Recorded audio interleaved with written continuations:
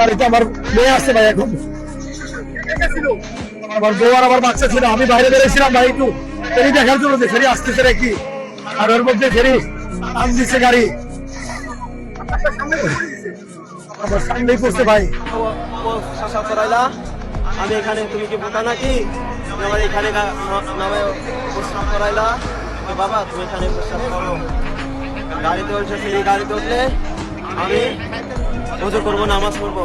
তুমি এক কাজ করো, তোমার আম্মু ছুটি করো, আমি এখান থেকে কম্পিউটার করে আসি, বা নামাজ আমি বাবা তাহলে আমি নাম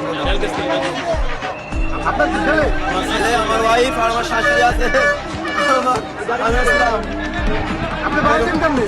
আমি কিভাবে বাড়াইছি